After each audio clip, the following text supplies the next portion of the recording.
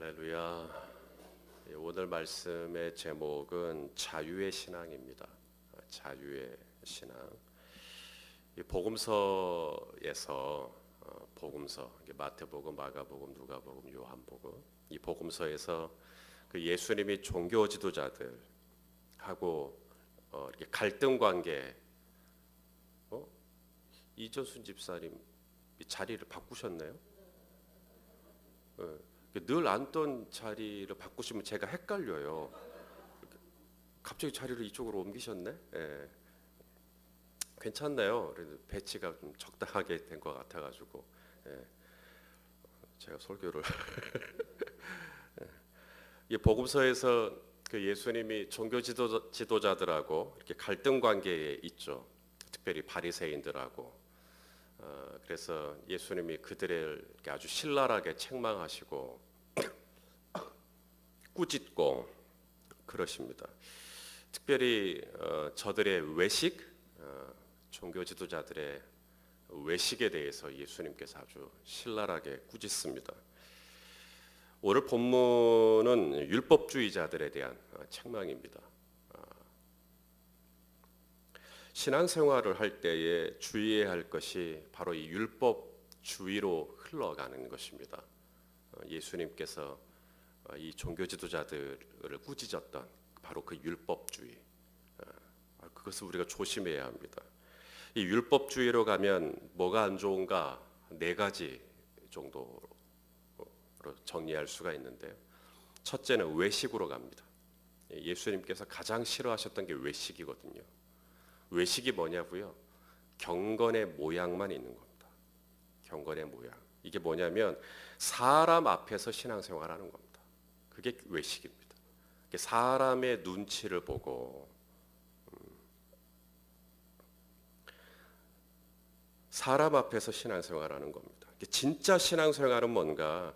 아무도 없을 때 하나님 앞에서 거룩한 생활하는 것. 그게 진짜 신앙생활입니다.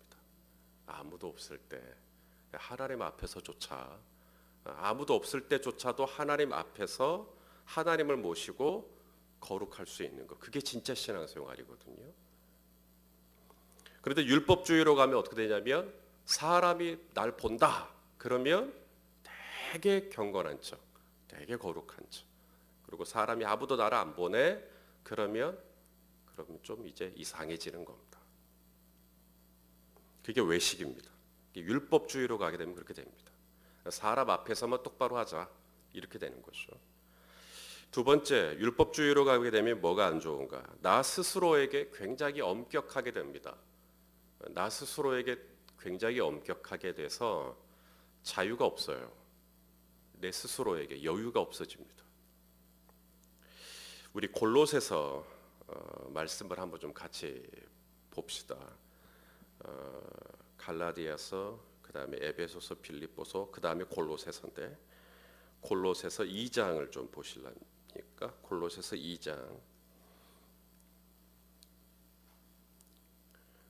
골로새서 2장 20절이요. 초등학문. 이 초등학문이라는 말이 우리 초등학교 과정을 이야기하는 게 아니고요. 이게 율법을 의미합니다. 골로새서 2장 20절. 너희가 세상의 초등학문에서 그리스도와 함께 죽었거든 어찌하여 세상에 사는 것과 같이 규례에 순종하느냐? 왜 율법에 매여 있냐 이 말이에요. 그래서 21절 붙잡지도 말고 맛보지도 말고 만지지도 말라 하는 것이니 이 모든 것은 한때 쓰이고는 없어지리라. 사람의 명령과 가르침을 따르느냐? 율법에 매이지 말라 이 말입니다. 23절 이런 것들 율법주의입니다. 이런 것들 율법주의는 자의적 숭배와 겸손과 겸손한 척하는 겁니다. 몸을 괴롭게 하는 데는 뭐예요? 지혜 있는 모양이나. 율법주의자들의 맹점입니다. 자기 몸을 괴롭게 해요. 율법주의자들 자기 몸을 괴롭게 합니다. 자기 몸을 괴롭게 하면 누가 기뻐한다고 생각해요? 하나님이 기뻐한다. 내 몸을 괴롭게 하면 괴롭게 할수록 하나님이 기뻐하신다. 그래서 잠도 안 자고 새벽기도 하고 밥도 안 먹고 금식하고 저녁에 좀 TV도 좀 보고 야구도 좀 보고 영화도 좀 보고 이래야 되는데 맨날 교회 가서 철야하고 몸을 괴롭게 하는 겁니다. 성경책 한 장도 안 읽고 자면 다음 날 나는 금식해야 될 것 같고 자기가 계속 나를 뭐랄까 괴롭게 하는 거죠. 나를 괴롭게 하는 겁니다. 그렇게 하면 주님이 기뻐하실 거다. 그래서 내가 이것도 안 먹어야 되고 나는 어디도 안 가야 되고 나는 어떤 것도 엔조이하면 안 되는 거예요. 나는 자주 나를 괴롭게 해야 되는 거예요. 그렇게 하면 주님이 기뻐하실 거다. 이 율법주의입니다. 우리 주님이 오신 이유는 진리를 알지니 진리가 너희를 자유케 하리라. 주님이 우리에게 주기를 원하는 것 자유거든요. 근데 우리는 자꾸 우리를 괴롭게 하는 거예요. 수고하고 무거운 짐진 자들아 다 내게로 오라 내가 너희를 쉬게 하리라. 그러면서 마태복음 11장 말씀이거든요. 자, 마태복음 11장을 한번 보세요. 우리가 이 말씀을 율법적인 차원에서 좀 보실 필요가 있어요.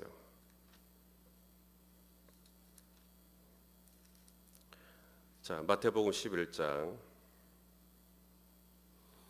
28절 수고하고 무거운 짐진 자들아 다 내게로 오라 내가 너희를 쉬게 하리라. 나는 마음이 온유하고 겸손하니 그다음 뭐예요? 당신의 멍에를 매래요. 율법을 매라는 얘기죠.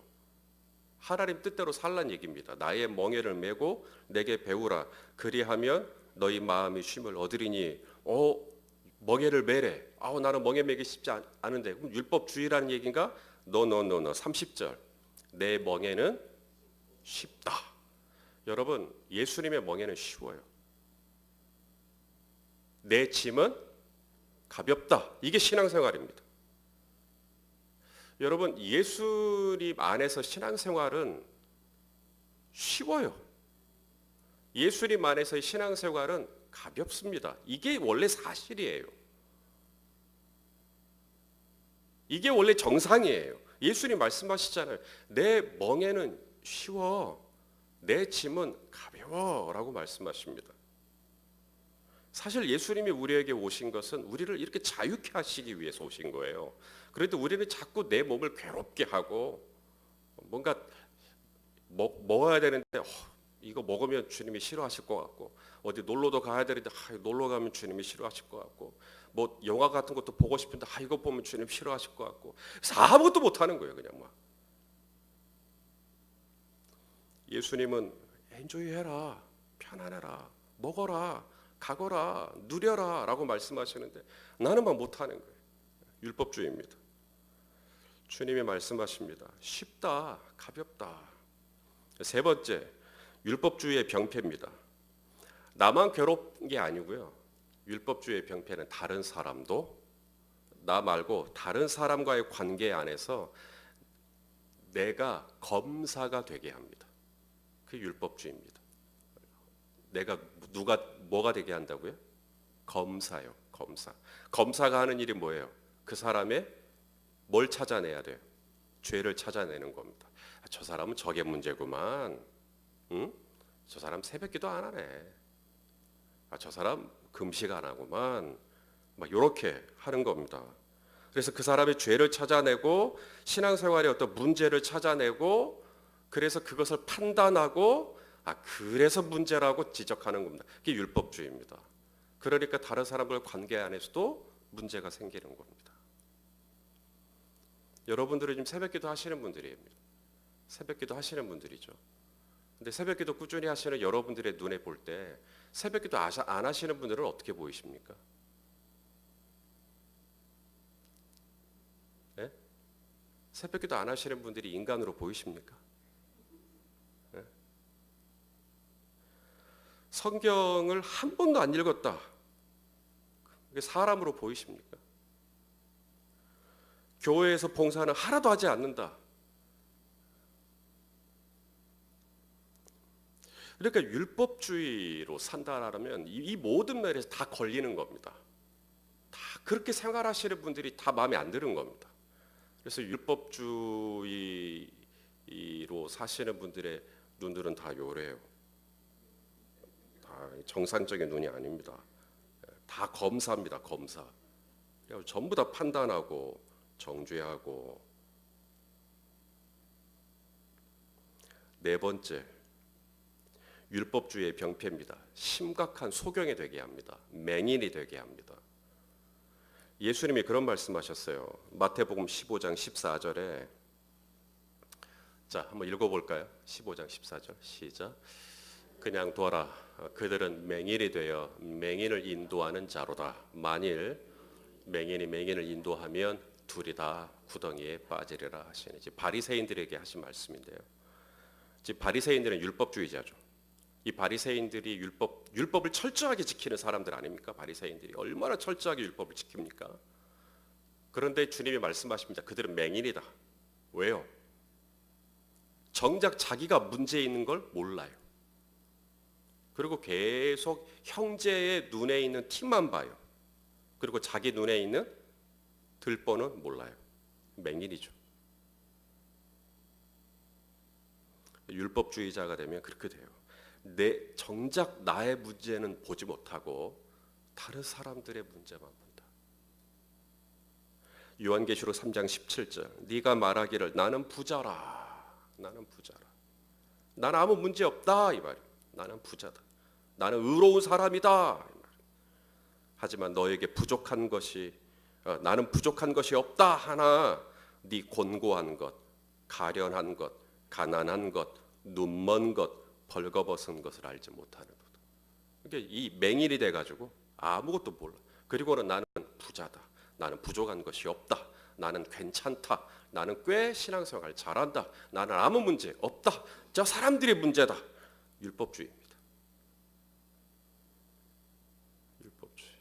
그러니까 율법주의가 얼마나 신앙생활에서 내 영혼을 병들게 하고 하나님과의 관계를 다 깨뜨려 버리고 옆에 있는 형제 자매들과의 관계를 다 무너뜨리고, 그게 율법주의입니다. 그럼 어떻게 하면 이 율법주의를 벗어날 수 있는가? 그게 오늘 본문의 이야기입니다.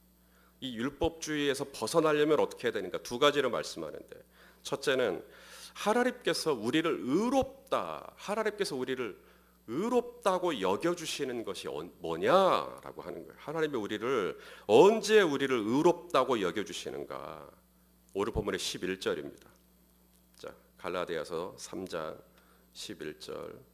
자, 읽겠습니다. 시작. 또 하나님 앞에서 아무도 율법으로 말미암아 의롭게 되지 못할 것이 분명하니 이는 의인은 믿음으로 살리라 하였습니다. 우리가 율법을 다 지켜야 하나님이 이제 율법 다 지켰으니까 이제 의롭다, 죄가 없다 라고 해주시는 게 아니라, 우리가 율법을 다 지킬 수 없잖아요. 그러니까 우리가 언제 우리를 의롭다고 해주신다고요? 우리가 믿을 때.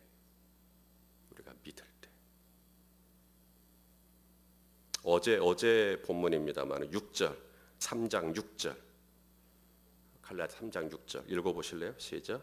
아브라함이 하나님을 믿음에 그것을 그에게 의로 정하셨다 함과 같으니라. 아브라함이 율법을 지켰는가? 아브라함이 율법을 다 지켰는가? 그래서 하나님이 아브라함을 의롭다고 했는가? 아니라는 거죠. 아브라함하고 율법하고의 시간 간격이 있어요. 아브라함하고 모세의 율법하고 시간 간격이 있다고요. 아직 모세의 율법은 아브라함하고 모세의 율법의 간격이 17절, 얼마나 차이가 있어요? 아브라함하고 모세의 율법의 간격이요, 430년. 왜? 이스라엘 백성들이 애굽에서 430년 종살이 했잖아요. 그래서 적어도 430년 이상 차이가 나요. 그런데 율법이 주어지기 430년 전에 아브라함은 하나님을 믿었어요. 그러자 하나님께서 아브라함에게 아브라함이 하나님을 믿음에 하나님이 의롭다고 여겨주셨어요. 그러니까 하나님께서 우리를 의롭다고 여겨주시는 기준은 내가 율법을 준수해야만 하나님이 나를 의롭다고 여겨주시는 게 아니고 내가 뭐 하면 되는 거예요? 믿으면, 내가 하나님을 믿으면 하나님이 의롭다고 여겨주신다. 하나님께서 중요하게 여기시는 가치는 율법을 준수하는 행위가 아니라 하나님을 믿는 믿음에 있는 겁니다. 하나님을 믿는 믿음. 히브리서 11장 6절에 믿음이 없이는 하나님을 기쁘시게 하지 못한다. 그러니까 하나님께서 기뻐하시는 것은 뭐라는 거예요?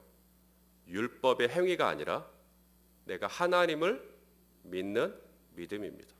하나님을 믿는 믿음.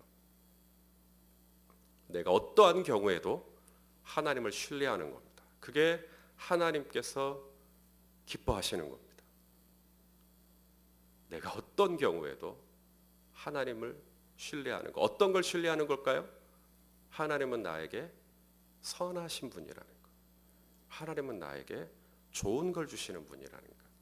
이것을 내가 끝까지 신뢰하는 겁니다. 그게 믿음이고, 그렇게 믿으면 하나님께서 뭐라고요? 의롭다고 여겨주신다. 아브라함에게 주셨던 말씀이 뭐였냐면 너에게 뭐가 있을 것이다. 너에게 자식이 있을 거다라는 것이었어요. 아직 없어요. 그런데 하나님께서 너에게 자식이 있을 거다. 아내의 몸 상태는 어떤 상태였죠? 임시를 할 수 있는 상태가 아니었습니다. 여인으로서 임시를 할 수 있는 상태가 아니었어요. 그럼에도 아브라함은 믿었나요? 안 믿었나요? 믿었다는 거예요. 성경은. 바랄 수 없는 중에 바라고 믿었다. 성경은 말하죠. 그래도 믿었어요. 하나님을 믿었어요. 율법주의자들의 안정감, 율법주의자들의 안정감은 뭘까요? 내가 계명을 철저하게 지켜내는 겁니다. 그러면 안정감이 있어요. 그러면 된다. 그러면 하나님이 나를 버리지 않을 거다. 근데 아브라함은 어떤가? 그것과 상관이 없습니다. 왜냐하면 아브라함은 실수를 많이 했어요. 기근이 들자, 가나안에 기근이 들자 애굽으로 내려가 버렸습니다. 그리고 자신의 아내를 누이라고 속였죠. 그리고 아내의 몸종을 통해서 이스마엘이라고 하는 사생자를 낳아버렸습니다. 행위로 구원을 받는다. 행위로 하나님 앞에 의로움을 받으려고 한다. 그렇다면 아브라함은 탈락입니다. 소망 없습니다. 왜냐하면 행위로는 이미 아웃입니다. 그럼에도 불구하고 하나님은 아브라함은 이렇게 계속해서 실수했지만 하나님은 아브라함을 떠나지 않았습니다. 아브라함의 연약함, 아브라함의 부족함, 아브라함의 인간적인 실수, 아브라함이 허물에도 불구하고 하나님은 끝까지 아브라함의 인생을 붙들고 아브라함의 아내를 지켜주셨고 아브라함의 조카 롯도 지켜주셨고 아브라함과 했던 약속들을 하나님은 끝까지 신실하게 다 지켜주셨습니다. 그리고 나서 하나님께서 아브라함에게 약속하십니다. 너에게 자식이 있을 거야. 그러고 하니까 아브라함이 하나님의 말씀을 진짜로 믿은 것입니다. 왜냐하면 하나님은 지금까지 자기가 하나님을 만나고 하나님을 따르고 하나님과 함께 있던 시간 동안 하나님은 자기한테 거짓말한 적이 없어요. 하나님은 정말로 자기를 지키셨고 하나님은 자기의 모든 필요를 채워주셨고 자신의 생명을 구원해 주셨고 자신의 가정을 지키셨고 자신의 소유를 지키셨고 자신의 모든 것을 하나님이 함께 하셨어요. 나는 하나님께 늘 실망뿐이었고 나는 하나님을 번번이 실망시켜드렸지만 하나님은 그럼에도 자신을 떠나지 않았고 늘 자신과 함께 하셨고 자신에게 행했던 모든 언약 앞에 하나님은 신실하셨어요. 그 하나님께서 말씀하시는 겁니다. 하늘의 별을 세어보아라. 동서남북을 보아라. 내가 너에게 자식이 있게 하겠다. 그러자 아브라함은 비록 자신의 아내의 몸 상태는 그렇지만 하나님의 말씀을 딱 붙잡고 하나님을 신뢰했던 겁니다. 그러자 하나님께서 그 아브라함의 믿음을 딱 보시고 의롭다고 여겨주신 겁니다. 너에게 그런 믿음이 있구나. 네가 나를 신뢰하는구나. 바울이 우리에게 강조하고 싶은 게 바로 그겁니다. 13절 예수님의 십자가를 말씀하죠. 자, 갈라디아 3장 13절. 자, 같이 한번 읽어볼까요? 시작. 그리스도께서 우리를 위하여 저주를 받은 바 되사 율법의 저주에서 우리를 속량하셨으니 기록된 바 나무에 달린 자마다 저주 아래에 있는 자라 하였습니다. 예수님이 왜 십자가에 달리셨다고요? 신명기 말씀에 나무에 달린 자는 뭘 받은 거다? 하나님의 저주를 받은 거래요. 나무에 달린 것은 하나님의 저주를 받은 거래요. 그렇다면 예수님이 십자가에 달리신 것은 뭐예요? 하나님의 저주를 받은 거예요. 율법의 저주를 받은 거예요. 누구를 대신해서? 바로 우리를 대신해서. 우리가 받아야 할 저주를 예수님이 나무에서, 십자가에서 그 저주를 다 받으신 것입니다. 그게 십자가의 의미입니다. 그러므로 예수님 안에 있으면, 누구든지 그리스도 예수 안에 있으면 율법은 더 이상 우리를 저주할 수가 없습니다. 왜냐하면 예수님이 그 모든 저주를 다 감당하셨으니까. 그래서 더 이상 율법은 우리를 저주할 수가 없어요. 왜냐하면 예수님이 십자가에서 모든 저주를 당신이 몸으로 다 감당하셨기 때문에 그런 것입니다. 그래서 로마서 8장 1절에서 2절, 그러므로 이제 그리스도 예수 안에 있는 자에게는 결코 뭐가 없어요? 정죄함이 없어요. 이는 그리스도 예수 안에 있는 생명의 성령의 법이 죄와 사망의 법, 바로 율법이죠. 죄와 사망의 법에서 우리를 어떻게 했어요? 해방시켜 버렸습니다. 그래서 더 이상 우리는 이제 무거운 율법의 멍에, 무거운 율법의 저주 아래 우리는 살아갈 필요가 없어요. 나를 괴롭게 할 필요도 없고요. 다른 사람을 무겁게 할 필요도 없어요. 이제는 우리는 해방됐어요. 해방. 우리는 이제 완전 자유케 됐어요. 그래서 진짜 크리스찬 라이프, 그것은 자유입니다. 자유. 프리덤. 그래서 여러분 너무 얼굴 시커멓게 다니고 무겁게 막 다니고 신앙생활에 진짜 신앙생활은 환희입니다. 환희, 기쁨, 자유. 이것을 믿으면 의가 된다. 하나님이 이걸 믿으면 의롭다고 해주신대요. 내 아들 예수가 십자가에서 나에 대한 모든 율법의 저주를 다 감당한 것을 네가 믿느냐? 네가 하지 못하는, 내가 다 감당할 수 없는, 내가 율법의 요구를 다 만족시켜 드릴 수가 없거든요. 내가 어떻게 내 행위로 율법의 요구를 다 만족시켜요? 나는 할 수가 없어요. 그 저주를 예수님이 십자가에서 다 감당하신 거예요. 네가 할 수 없는 것을 내 아들이 십자가에서 다 감당한 거 믿느냐? 믿습니다. 믿으면 의롭다. 믿으면 의롭다. 그러면 예수님의 의가 나의 의가 되고, 그렇게 하나님께서 우리를 의롭다고 여겨주시는, 그게 바로 십자가 사건입니다. 근데 이것을 믿지 못하면, 그래서 예수님이 십자가에서 나무에 달리심으로 나에 대한 모든 율법의 저주를 다 속량하셨는데, 끝났는데, 이것을 믿지 못하면 우리는 또 어떻게 돼요? 우리는 또다시 율법의 종으로 또다시 살아가요. 그래서 우리는 또다시 그 무거운 율법의 짐을 또다시 매요. 그래서 나 또 이거 해야 되는데, 나 또 이거 해야 되는데, 나 이거 안 하면 안 되는데. 그래서 또 다시 무거운 종의 자리로 또 들어가는 것입니다. 그럼 나만 그렇게 무거운 종의 자리로 들어가는 게 아니고요.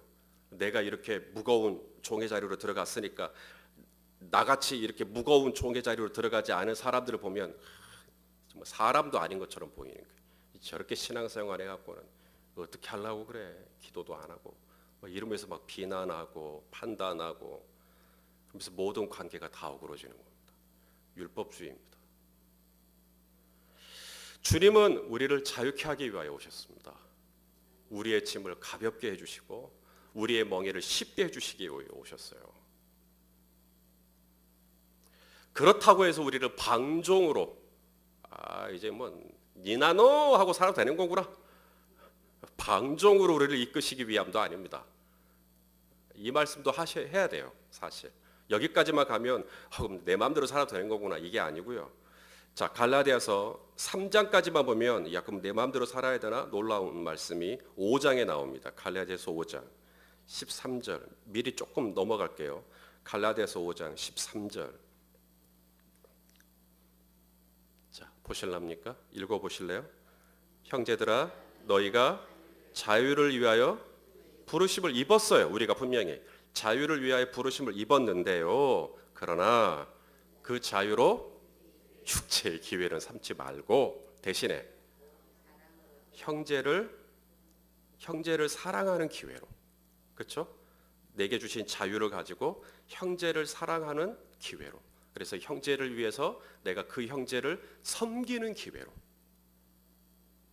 그 자유를 쓰라는 거예요.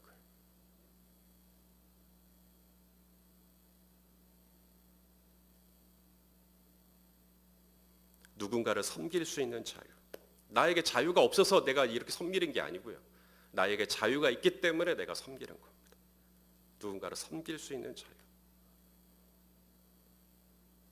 주님 뜻대로 살 수 있는 자유. 나에게 자유가 없어서 새벽 기도를 꾸역꾸역 하는 게 아니고요. 나에게 자유를 주셨는데 내게 주신 이 자유로 가지고 내가 새벽에 기꺼이 일어나 오늘도 주님의 전에 나와 내가 하나님 앞에 예배드리는 자유. 우리는 오늘도 그 자유로 오늘 이렇게 새벽에 나온 줄 압니다. 그렇게 하는 거예요. 내게 주신 자유로 내가 하나님 앞에 오늘 나오는 겁니다. 내게 주신 자유로 성경을 통독하는 거고요. 내게 주신 자유로 오늘도 전도하는 거고요. 내게 주신 자유로 오늘도 기도하는 거고요. 내게 주신 자유로 오늘도 주님의 몸된 교회 안에서 내가 할 수 있는 영역들 안에서 내가 열심으로 또 섬기고 봉사하고 이렇게 하는 겁니다. 내게 그런 억지로 하는 것은 그건 좀 문제가 있지만 자유니까 나에게 주신 자유를 가지고 하는 것입니다. 내게 주신 자유로 그렇게 하는 거기 때문에 이제는 어느 누구도 내가 판단하지 않습니다. 내가 이렇게 하는데 왜 당신은 안 해? 그게 아니라 나에게 주신 자유를 가지고 내가 하는 거기 때문에 옆에 있는 형제가 안 한다고 해서 그것이 나에게 불편할 게 문제가 되지 않습니다. 그냥 그 형제는 또 그 형제의 자유가 있는 거예요. 새벽기도 안 하시면 아유 안 하시는구나. 예, 새벽에 편안하게 주무셔요. 라고 넘어갈 수 있는 부분입니다. 이것이 신앙인의 기쁨이고 자유입니다. 주님은 그렇게 우리를 자유하기 위하여 오셨다라고 말씀합니다. 그리고 우리가 서로가 서로에게 또 그런 자유를 또 주기를 원하시죠. 오늘도 이런 자유하는 하루, 자유하는 복된 날이 되시기를 예수님의 이름으로 축원합니다.